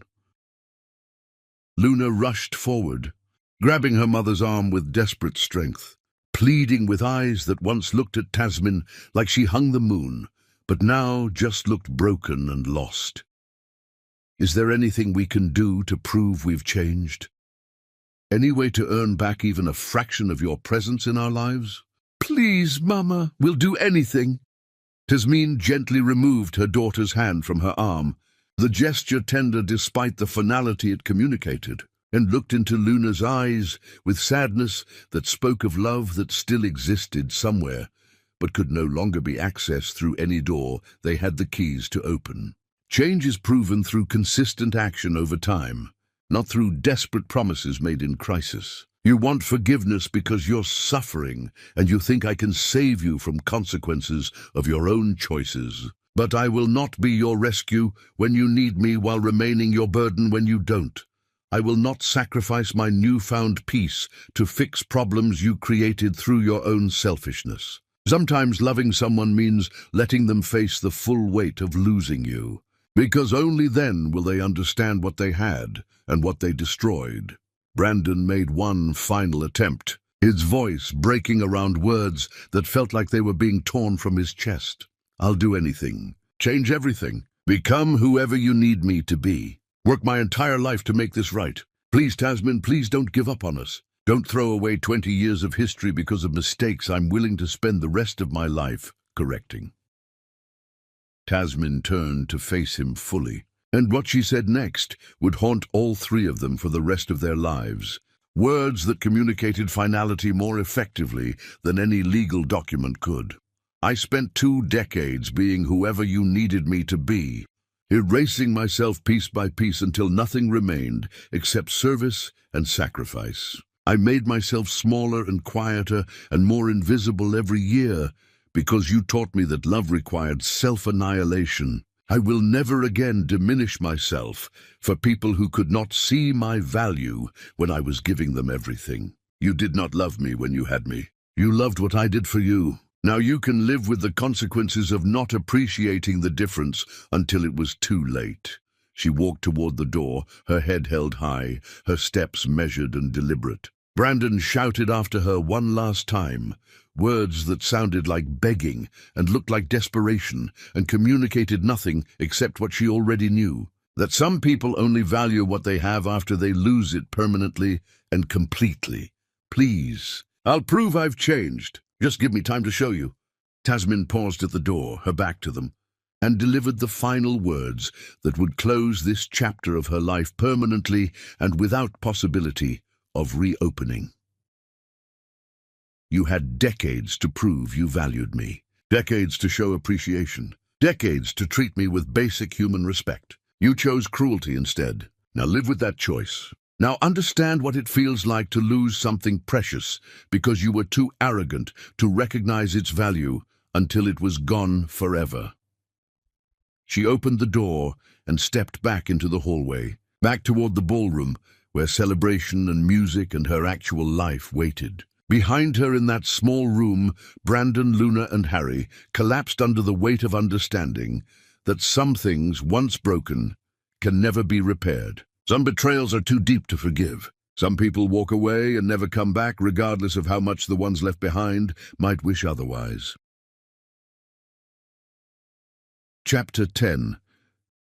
The night she danced free. Tasmin returned to the grand ballroom, where the charity gala continued, without any awareness of the devastation that had just occurred in a small private room off the main entrance. The space was magnificent, crystal chandeliers casting warm light over hundreds of elegantly dressed guests, an orchestra playing music that floated through air thick with perfume, and wealth and the particular energy that comes from people who have enough money to focus on helping others rather than merely surviving themselves.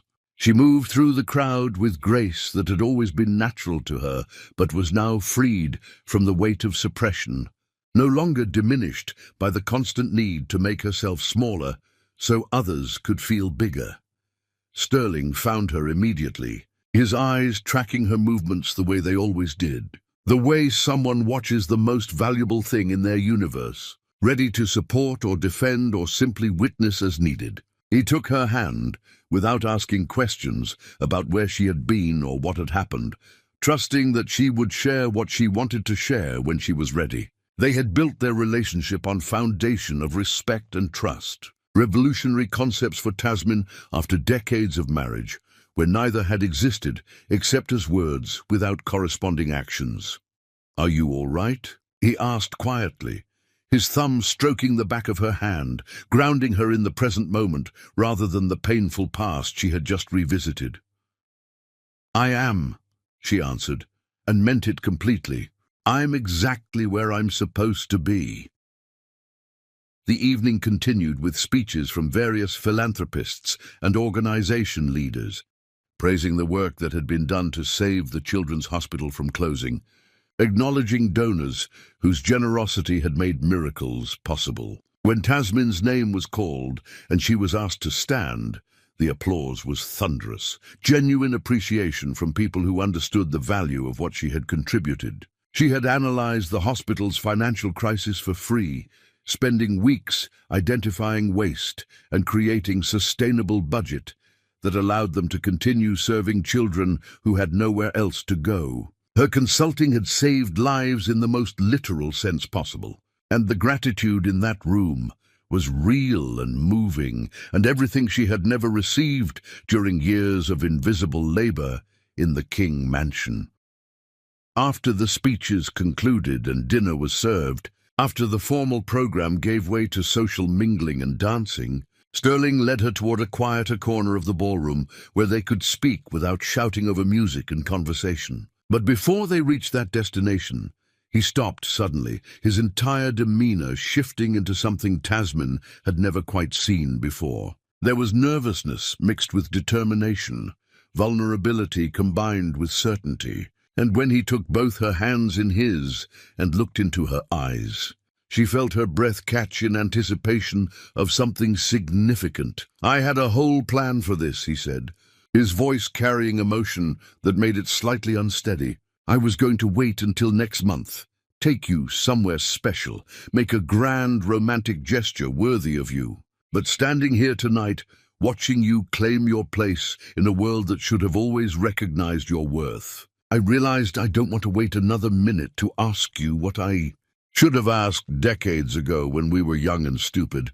And I let you walk away because I thought love meant letting someone choose what made them happy even if it broke my heart." He took a deep breath and then, right there in the middle of the charity gala with hundreds of witnesses around them, Sterling Ashford lowered himself to one knee with grace that belied his age, his hands still holding hers, his eyes never leaving her face as he spoke words that rewrote the ending of her story into something beautiful and unexpected and absolutely perfect. "I loved you when you were someone else's wife, when I could only watch from a distance and wish you were happy even though I knew you were not. I love you even more now that you belong only to yourself, now that I've seen you reclaim everything you gave away, now that I understand just how extraordinary you actually are. Give me the honor of being the man who never hurts you, the partner who values you, the husband who wakes up grateful every single day that you chose him.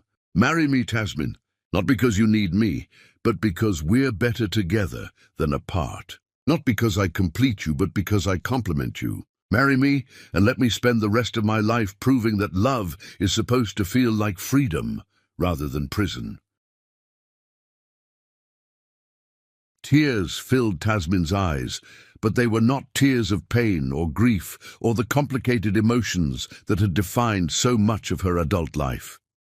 These were tears of pure joy, of recognition, of understanding that she had finally found what she had been searching for all along without realizing it existed. Love that elevated rather than diminished. Partnership that respected rather than consumed. A future that belonged to her rather than being borrowed from someone else's dreams. Yes, she said, her voice strong and clear despite the tears, her smile radiant enough to light the entire ballroom. Yes, I will marry you. Yes to everything you are and everything we can build together.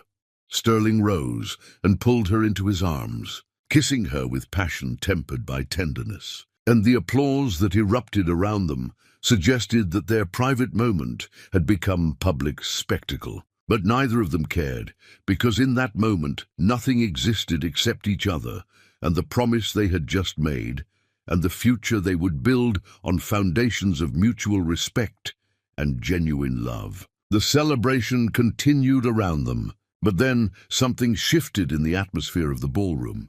A ripple of attention moving through the crowd like wind through wheat. People were turning toward the entrance, whispers spreading, security guards looking tense and uncertain. Tasmin turned to see what was causing the disturbance, and her heart sank when she recognized the three figures standing at the doorway, looking lost and desperate and completely out of place.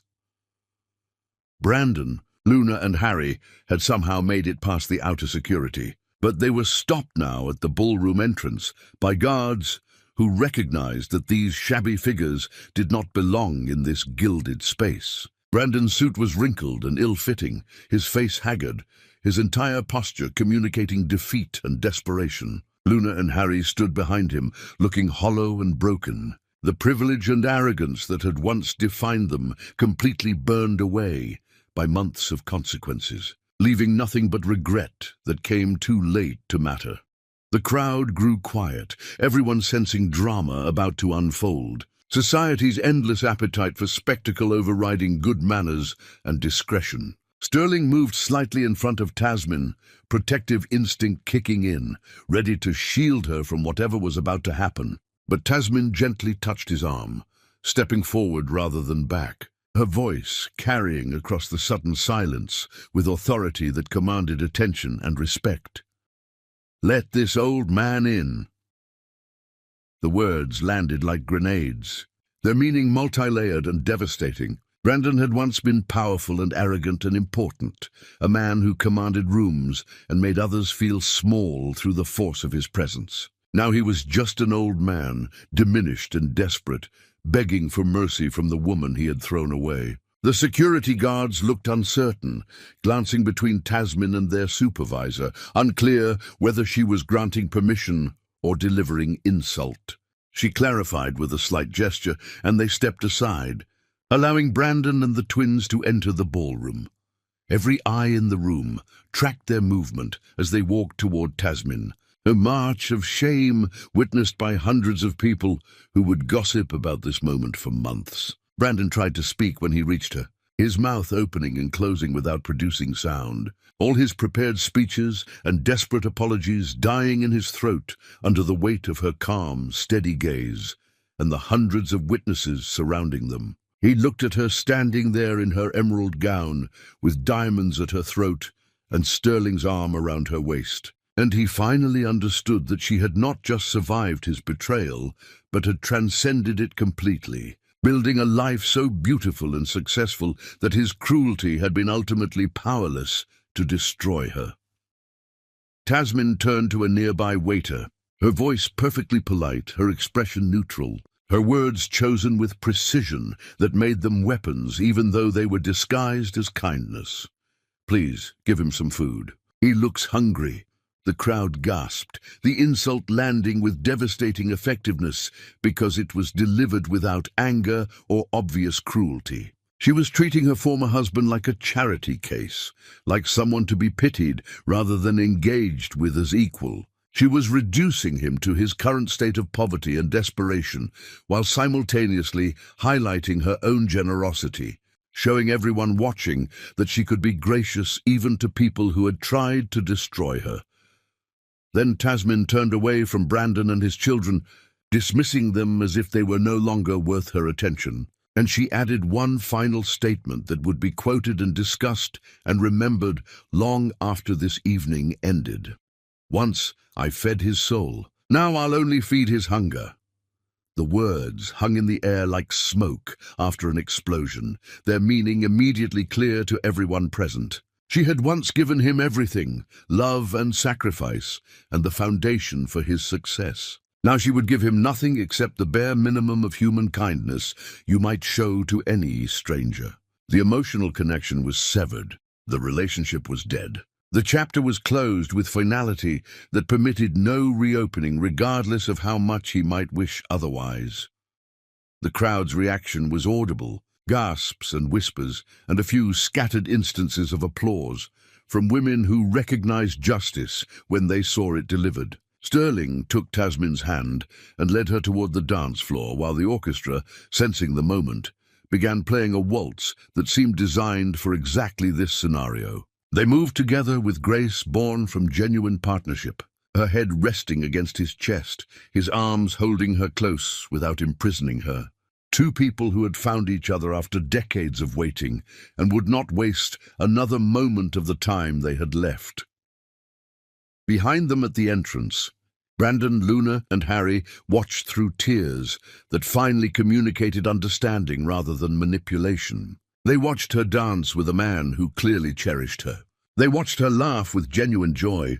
They watched her exist in a life that had no room for them, that functioned perfectly without their presence, that proved definitively that she did not need them even slightly, despite how desperately they had discovered they needed her. Security eventually escorted them out, gently but firmly, back into the night where they belonged, back to the modest apartment and minimum-wage jobs and consequences they had earned through their own cruelty. They stood outside the venue, looking through windows at the celebration continuing without them, at Tasmin dancing and smiling and living, and they finally understood what they had destroyed. Not just a marriage or a family, but the heart of everything they had ever had. The foundation their entire lives had rested on. The woman who had loved them unconditionally until they taught her that unconditional love was weakness to be exploited rather than treasure to be protected. Inside the ballroom, Tasmin danced and felt something she had not experienced in longer than she could remember. Complete and total freedom. Freedom from guilt and obligation. Freedom from people who took without giving. Freedom from the need to make herself smaller so others could feel bigger. She had been reborn from the ashes of her old life, and she would spend whatever years remained to her living fully and authentically, surrounded by people who valued her, doing work that mattered, loving and being loved in return by a man who had waited decades for the privilege. The music rose and swelled, and Tasmin King, who had once believed she was nothing without the family who had thrown her away, danced free and proud and untouchable, proof that some women do not need saving because they are perfectly capable of saving themselves.